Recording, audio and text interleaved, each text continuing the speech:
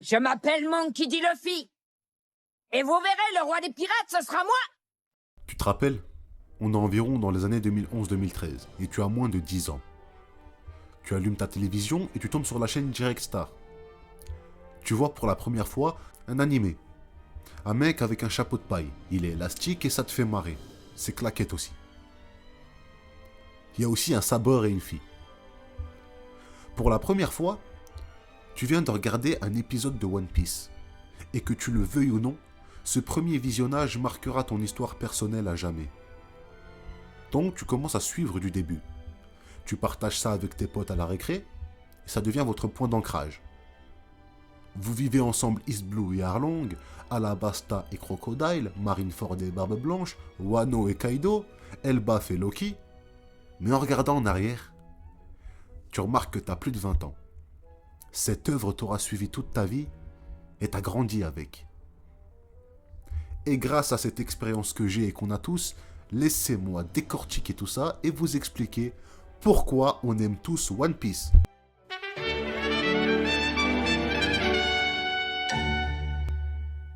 One Piece est un manga écrit et dessiné par le japonais Eiichiro Oda. Il est prépublié au Japon dans le magazine Weekly Shonen Jump depuis juillet 97. En France, on connaît ça depuis septembre 2000. Ce manga raconte l'histoire de Monkey D. Luffy, jeune homme élastique qui a pour but de devenir le roi des pirates, le pirate le plus libre du monde.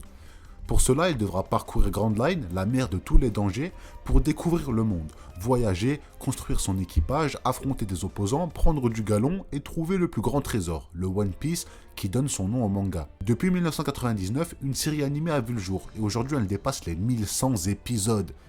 Et je suis sûr et certain que c'est par le biais de cette série que t'as découvert One Piece, comme nous tous en dehors du Japon globalement. Mais One Piece, c'est pas seulement sa popularité, c'est aussi une histoire. L'histoire d'un garçon qui a une ambition, des rêves, des valeurs, et qui fera tout pour les accomplir. Un garçon qui pourra sourire face à la mort, parce qu'il a de toute façon toujours tout donné. Pourquoi s'en faire? Tout ça n'est qu'un jeu de toute manière. C'est cette première partie de l'œuvre et ce ton léger mais stylé qui nous a tous séduits. Luffy qui conquit East Blue et casse la gueule à Arlong pour sauver sa navigatrice. Luffy qui va à Alabasta et qui confronte un grand corsaire. Des vétérans bien au-delà de lui-même. Ce même Crocodile qui se fera battre par un Luffy qu'il trouvait trop arrogant et sûr de lui. Luffy se sera surpassé pour sauver non pas un pays, mais surtout son ami. Plus tard, à Enies Lobby, Luffy ira jusqu'à confronter littéralement le monde entier pour Robin qu'il ne connaît pourtant que depuis peu. Et puis l'arc est incroyable. Sniper King, brûle-moi ce torchon, je veux vivre, c'était trop stylé. Luffy à cette époque est dans un âge d'or où tout lui réussit, jusqu'à ce que l'auteur décide de le casser en 1000 morceaux. Des amis.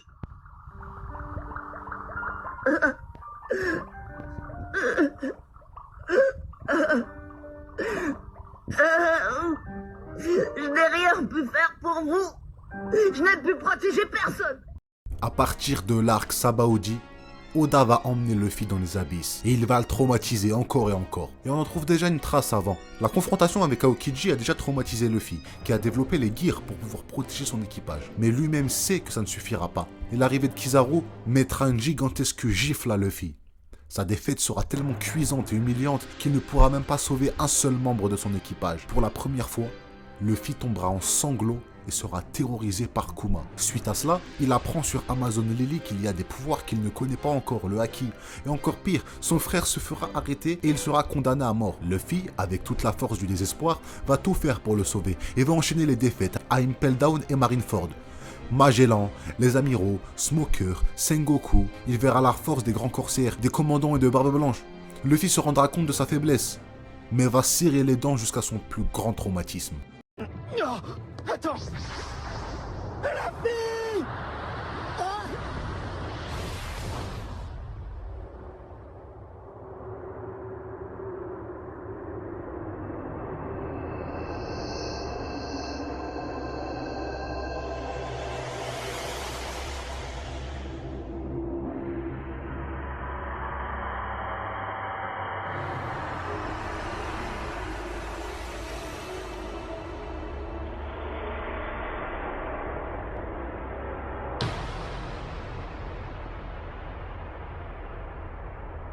La mort de Ace mettra le dernier coup de marteau à Luffy, mais aussi aux spectateurs.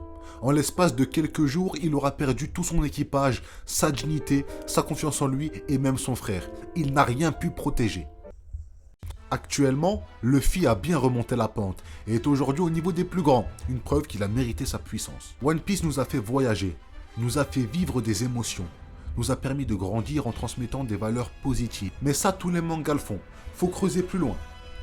Grâce à sa longévité, One Piece a permis à ses fans de grandir avec lui. A l'instar de Harry Potter, les séries longues permettent le développement d'un affect. Regardez Dragon Ball.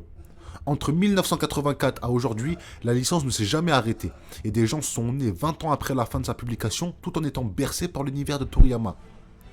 L'adulte contemporain qui lit chaque semaine son chapitre de Elbaf fait résonner l'enfant qui regardait Luffy se battre contre Crocodile. Mais les messages passés et la longévité ne sont pas les seuls arguments. Au-delà de tout ça, c'est quand même trop bien One Piece. Des arcs incroyables, une bonne narration, une œuvre cohérente. Tout ça a permis l'émergence d'une communauté qui entretient l'univers. Regardez-moi par exemple. C'était la fin de cette vidéo. J'espère qu'elle n'est pas tombée dans l'oreille d'un sourd. La prochaine fois, on va analyser, on va ouvrir le dossier de Garp Parp, cette fraude. Abonnez-vous les gars, ça va être violent en fait tout simplement. Ça va être très violent.